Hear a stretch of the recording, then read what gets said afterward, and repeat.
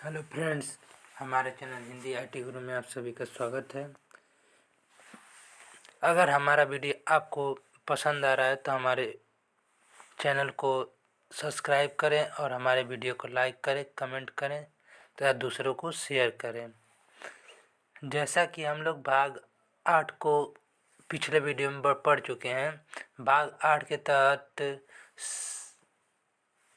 संघ तथा यूनियन पढ़े हैं, यानी संघ तथा संघीय शक्ति। अब भाग 9 पढ़ेंगे हम, स्थानीय स्वशासन। इसमें स्थानीय स्वशासन के अंतर्गत पंचायत आता है। पंचायत को हम अनुच्छेद 243 से लेके 243 ए से लेके 243 ओ तक पढ़ते हैं। अब हम पढ़ेंगे पंचायती राज।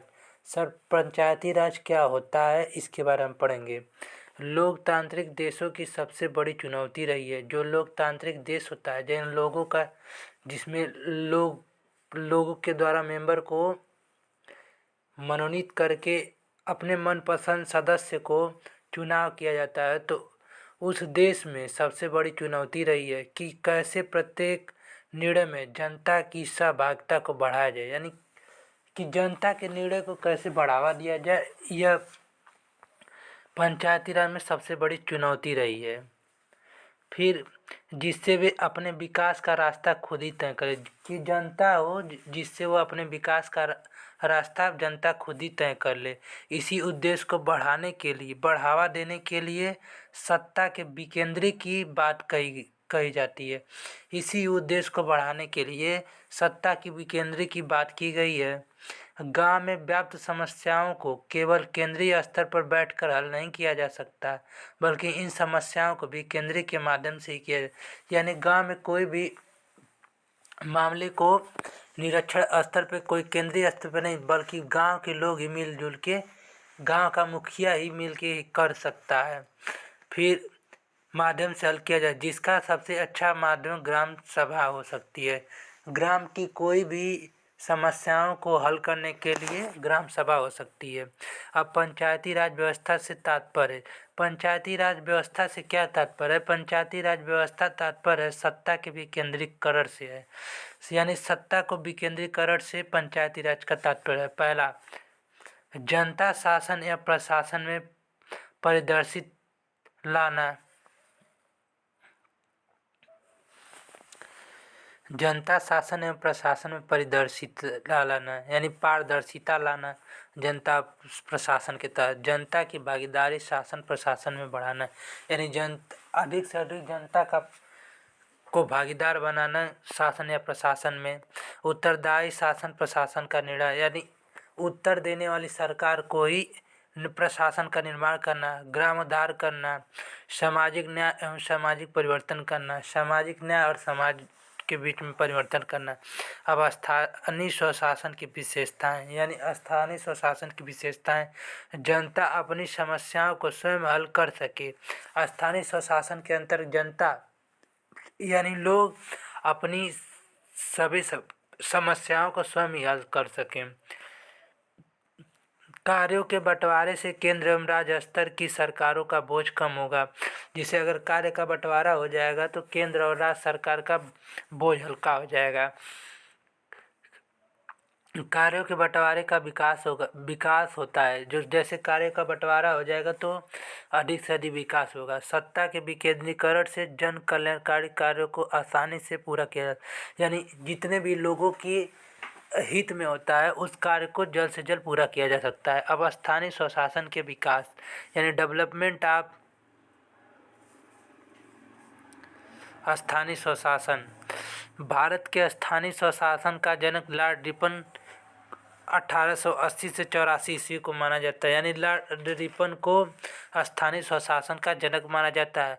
इन्होंने 1882 ईस्वी को एक प्रस्ताव पारित किया। जो लॉर्ड रिपन थे, इन्होंने 1882 ईस्वी को एक प्रस्ताव पारित किया, जिसको हम स्थानीय स्वशासन के रूप के नाम से जानते हैं। अब स्थानीय बोर्ड को कार्य करने तथा आय के साधन दिए। स्थानीय बोर्ड को कार्य करने के लिए तथा इनकम की साधन दिए। जिला बोर्डों का गठन किया। जो जिला बोर्ड था उनका गठन किए लॉर्ड रिपन ने। सरकारी हस्तक्षेप की अनुमति कार्यों की समीक्षा करने तक ही सीमित कर दी गई। जितने भी सरकारी काम में हस्तक्षेप होता था उनकी कार्य की अनुमति समीक्षा करने सीमित कर लिया गया।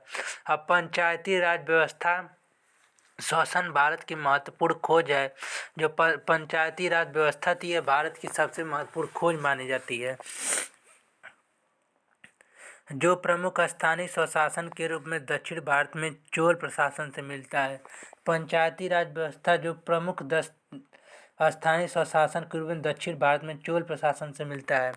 भारत में प्राचीन काल से ही पंचायतों का अस्तित्व था। भारत में पुराने काल से ही पंचायती राज का अस्तित्व था। पंचायतें ग्रामीण स्तर पर छोटे छोटे विवादों का निपटारा की जाती है। जितने भी छोटे छोटे विवाद होते हैं उनसे पंचायत ही निपटारा कर देता है। डॉक्टर भीमराव अंबेडकर के अनुसार भारतीय गांव सांप्रदायिकता के अड्डे हैं। जो डॉक्टर भीमराव बाबा साहब अम्बेडकर ने कहा कि भारतीय गांव सांप्रदायिकता के अड्डे हैं। अब चोल वंश के शासकों ने गांवों का विकास करने के लिए उन्हें अधिकार दिया। गांव के विकास करने के लिए चोल शासकों ने उनका अधिकार दिया। संविधान सभा में गांधी जी का वर्चस्व नहीं था। संविधान सभा था उनमें गांधी जी का वर्चस्व नहीं था। अतः ऑस्टिन ने कहा पंचायती राज व्यवस्था को संविधान में अनिच्छा से रखा गया। बिना इच्छा के पंचायती राज व्यवस्था को संविधान में रखा गया। अब स्थानीय स्वशासन। स्थानीय स्वशासन को हम दो भागों में बांटते हैं। पहला ग्रामीण क्षेत्र, दूसरा नगरीय क्षेत्र। ग्रामीण क्षेत्र के अंतर्गत आता है जिला पंचायत, ब्लॉक पंचायत, ग्राम पंचायत। अब नगरीय क्षेत्र के अंतर्गत आता है नगर निगम, नगर पंचायत, नगर पालिका। अब विभिन्न राज्यों में पंचायत समिति को किन नाम से जानते हैं वो निम्न है। पंचायत समिति राज्य बिहार, पंजाब, राजस्थान, महाराष्ट्र आदि शहरों में हम पंचायत समिति के नाम। अब मंडल पंचायत को हम आंध्र प्रदेश में जानते हैं। पंचायत यूनियन को तमिलनाडु में के राज्य में जाना जाता है पंचायत यूनियन के नाम से। पश्चिम बंगाल में आंचलिक परिषद के नाम से जाना जाता है और उस असम में आंचलिक पंचायत के नाम से जाना जाता है। मध्य प्रदेश में जनपद पंचायत के नाम से जाना जाता है। कर्नाटक में तालुका विकास बोर्ड के नाम से जाना जाता है। उत्तर प्रदेश में क्षेत्र समिति के नाम से जाना जाता है। अरुणाचल प्रदेश में अंचल समिति के नाम। अब इसमें कमेटियाँ कई सारी बनाई गई थी जो निम्न है। सर्वप्रथम बलवंत राय मेहता कमेटी बनाई गई। इस समिति के तहत त्रिस्तरीय पंचायत का प्रणाली का गठन किया गया। सर्वप्रथम ग्राम पंचायत, फिर पंचायत समिति, जिला पंचायत। इस कमेटी में ही सर्वप्रथम पंचायती राज व्यवस्था का शुभारंभ किया गया, जिसके उस समय भारत के प्रधानमंत्री जवाहरलाल नेहरू थे। जवाहरलाल नेहरू ने सर्वप्रथम राजस्थान के नागौर जिले में 2 अक्टूबर सन 1959 ईस्वी को पंचायत राज व्यवस्था का गठन किए थे। इसके बाद यह कई राज्यों में लागू हुआ था। आंध्र प्रदेश में 1959 में लागू हुआ, फिर कर्नाटक में 1960 में, महाराष्ट्र में 1962 में। अब हम पढ़ेंगे अशोक राय मेहता समिति। पंचायती राज संस्थाओं के संबंध में 1977 में जनता पार्टी की सरकार ने अशोक मेहता की अध्यक्षता में एक समिति का गठन किया, जिसने अपनी 1978 ईस्वी में सरकार को सौंप दी। अपना रिपोर्ट 1978 ईस्वी में सरकार को इन्होंने अशोक राय मेहता समिति ने सौंप दी। जिले को विकेंद्रीकरण का प्रथम स्तर माना गया। जो जिला होता है उसको विकेंद्रीकरण का सर्वप्रथम स्तर माना जाता है। पंचायत का चुनाव राजनीतिक दल के आधार पर होना चाहिए। जो पंचायत का चुनाव होता है राजनीतिक पॉलिटिक दल के अनुसार होना चाहिए। अनुसूचित जाति और अनुसूचित जनजाति के लिए जनसंख्या के आधार पर सीटों का आरक्षण होगा। अनुसूचित जाति यानी SC और ST के जनसंख्या के हिसाब से उनको सीट को आरक्षण दिया जाएगा। अब JVK राव समिति। विकेंद्रीकरण की प्रक्रिया में जिला परिषद को सशक्त भूमिका होनी चाहिए। विकेंद्रीकरण की मतलब अलगाव की प्रक्रिया में सशक्त होने की भूमिका जिला परिषद की भूमिका होनी चाहिए, क्योंकि नियोजन एवं विकास कार्य के लिए जिला एक उपयुक्त स्तर है। नियोजन और विकास कार्य के लिए जिला एक विशेष अवसर है।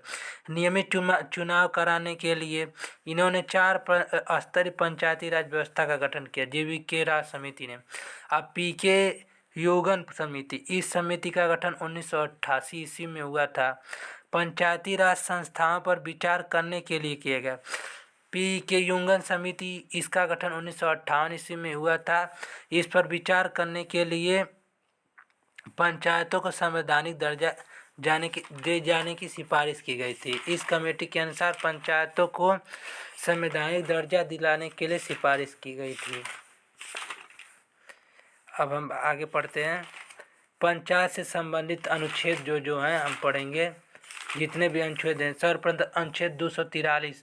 अनुच्छेद 243 के तहत पंचायत की परिभाषा दी गई है। अब अनुच्छेद 243A, इसमें ग्राम सभा का गठन का विस्तार दिया गया है। अनुच्छेद 243B, पंचायतों का गठन, इसमें अनुच्छेद 243B में पंचायतों का गठन किया गया है।